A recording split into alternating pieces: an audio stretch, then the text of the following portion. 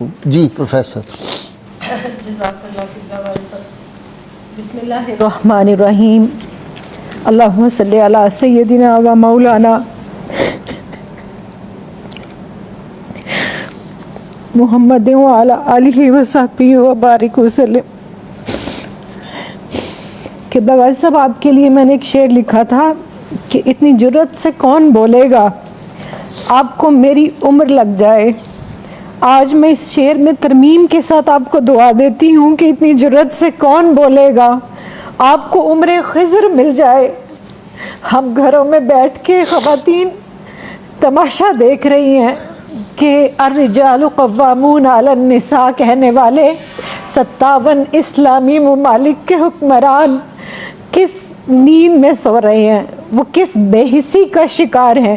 تو آپ نے جس جرت، غیرت دینی اور احساس امت کا مظاہرہ کیا، شکر الحمدللہ کوئی تو بولا، کسی نے تو اس ظلم کے خلاف آواز اٹھائی، ورنہ کل تک مجھے یوں لگتا تھا کہ میں سیدنا امام زین العابدین علیہ السلام کے ساتھ کوفہ میں کھڑی ہوں، جنہوں نے فرمایا تھا کہ مجھے یزیدیوں کی یزیدیت نے اتنی تکلیف نہیں پہنچائی جتنی کوفہ والوں کی خاموشی نے۔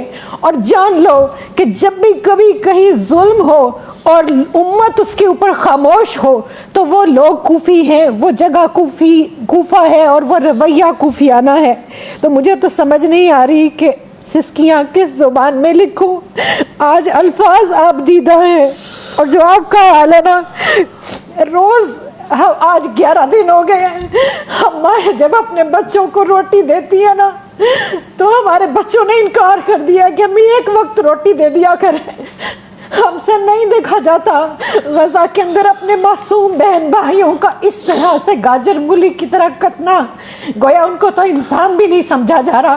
اور یو این او کا جنرل سیکرٹری کھڑا ہو کے کہتا ہے کہ دنیا میں اگر کسی نے جہنم دیکھنی ہے تو وہ غزہ کو دیکھ لے، غزہ کے بچوں کو دیکھ لے۔ دوسری طرف یو این او امداد بھجواتا ہے مصر، اور مصر کی جو بارڈر لائن ہے وہ بند کی گئی ہے۔ یہ دنیا کس کو تماشا کر کے دکھا رہے ہیں؟ رسول کریم صلی اللہ علیہ وسلم کی بارگاہ میں ایک استغاثہ آپ نے پیش کیا، میں ایک استغاثہ پیش کرتی ہوں کہ یا رسول اللہ، اور روز یہی کہتی ہوں اور نماز کے بعد کہ اے گنبد خضرا کے مکی میری مدد کر، یا پھر یہ بتا کون میرا تیرے سوا ہے۔ یا رسول اللہ ہمارا کوئی نہیں آپ کے سوا۔ ہم اس دنیا میں تمام مردوں نے چوڑیاں پہن لی، غیرتیں اپنی بیچ چکے، اور آپ دیکھیے پاکستان کے اندر جس بے حسی کی آپ بات کر رہے ہیں، عمراء سے لے کے عوام تک ان کی پروڈکٹس کو بھی اسی طرح خرید رہے ہیں، اور کوئی آواز بلند نہیں ہو رہی، کوئی بول نہیں رہا۔ اور قرآن کیا کہتا ہے؟ سورہ نساء کی آیت پیش کرنا چاہوں گی۔ اللہ رب الکریم ارشاد فرماتا ہے وَمَا لَكُمْ لَا تُقَاتِلُونَ فِي سَبِيلِ اللَّهِ وَالْمُسْتَضْعَفِينَ مِنَ الرِّجَالِ وَالنِّسَاءِ وَالْوِلْدَانِ الَّذِينَ يَقُولُونَ۔ اور قبلہ غازی صاحب جب میں یہاں پہنچتی ہوں میرا کلیجہ پھٹ جاتا ہے۔ اللہ فرماتا ہے رَبَّنَا أَخْرِجْنَا مِنْ هَذِهِ الْقَرْيَةِ الظَّالِمِ أَهْلُهَا وَاجْعَل لَّنَا مِن لَّدُنكَ وَلِيًّا وَاجْعَل لَّنَا مِن لَّدُنكَ نَصِيرًا۔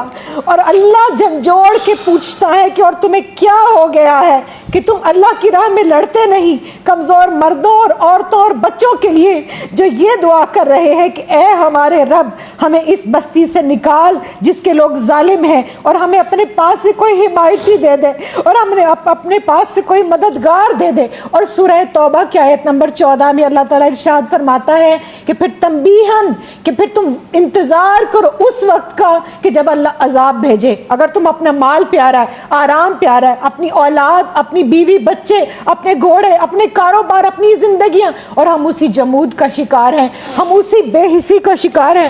اور آپ دیکھیے 57 اسلامی ممالک میں جتنے بھی مسلمان ملک ہیں ان کے اندر کاش کہ آج کوئی جو ہے وہ سلطان حمید اللہ جیسا ہوتا۔ ایک بیٹی نے پکارا تھا، وہ اتنا غیرت مند تھا کہ پھر فوج لے کر آیا اور اس نے پھر اس ظلم کا خاتمہ کیا۔ سلطان صلاح الدین ایوبی کو آپ دیکھ لیجئے، محسن باللہ دیکھیے بغداد سے اٹھ کے روم کی اینٹ سے اینٹ بچا دی تھی ایک بچی کی خاطر، ایک کی عزت کی قبلہ غازی صاحب میں ایک عورت ہونے کے ناطے واسطہ دیتی ہوں، ہم عورتیں جو ہے نا یہ ظلم نہیں دیکھ سکتی، کیونکہ عورت کے جسم کے اندر ایک عضو ہے جس کو رحم کہا جاتا ہے۔ اللہ نے اپنے رحم کے ساتھ اس کو جوڑا ہے. میں اللہ کی عزت کی قسم کھا کے کہتی ہوں وہاں پر کٹنے والے بچے میرے بچے ہیں, وہاں پر کٹنے والی بیٹیاں میری بیٹیاں. ہم وہ نوزائیدہ بچے میں نے دیکھا, ایک اتنا سا بچہ, اتنا سا رحم مادر سے نکلا ہوا بچہ بھی. جینوسائیڈ کا یہ حال ہے, اسلام کشی نہیں مسلمانوں کی نسل کشی کی جا رہی ہے, اور ہم چپ کر کے کئی سال سے یہ تماشا کشمیر میں بھی دیکھ رہے ہیں, فلسطین میں بھی دیکھ رہے ہیں, برما میں بھی دیکھ رہے ہیں, انڈیا میں بھی دیکھ رہے ہیں, اور ہم نے کئی سال تک افغانستان میں بھی دیکھا. لیکن جب افغانیوں پر یہ وقت آیا تو پاکستان نے اپنا بارڈر کھولا. آج میں یہ ہاتھ جوڑ کے مصر کے حکمران سے کہتی ہوں کہ تم مانا کہ تم نصرانی ہو, لیکن تم وہی ہو. یاد کرو کہ جب تمہارا قافلہ آیا تھا نا تو میرے نبی رحمت صلی اللہ علیہ وسلم نے تمہارے لیے مسجد نبوی کو کھول دیا تھا. خدا کے لیے ان کو انسان سمجھو, یہ انسان ہے, یہ انسانوں کی اولادیں ہیں, یہ ہمارے بچے ہیں. تم جانوروں سے پیار کرنے والے ہو نا, تم ہیومن رائٹس کی بات کرتے ہو نا, کس ہیومن رائٹ کی بات کرتے ہیں؟ کم از کم ان کو انسان سمجھ لے. اور یہ جو وہاں پر غزہ کے اندر اجتماعی قبریں بنائی جا رہی ہیں اور ان کو جو جلا وطن کیا جا رہا ہے, اصل میں تو یہ ان کا وطن تھا. وہ وطن چھوڑ کر کہاں جائیں؟ تو یا رسول اللہ انظر علینا, میں تو اتنا ہی کہوں گی, یا حبیب اللہ اسمع قولنا. اور وہ لوگ جو حضور غوث الاعظم کو مانتے ہیں وہ حضور غوث الاعظم جیلانی کا جہاد بھی یاد کریں. آج یہ امت جس واہن کی آپ نے بات کی, یہ کیوں واہن زدہ ہو گئی؟ ان کی تلواروں کو کیوں زنگ لگ گیا؟ یہ ظلم کے خلاف آواز بھی نہیں اٹھاتے.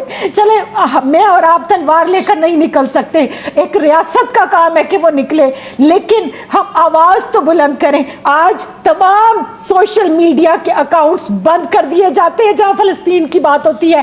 لاکھوں کی تعداد میں پوسٹ کو ڈیلیٹ کیا جا رہا ہے. ہمارے پاس ہے کیا؟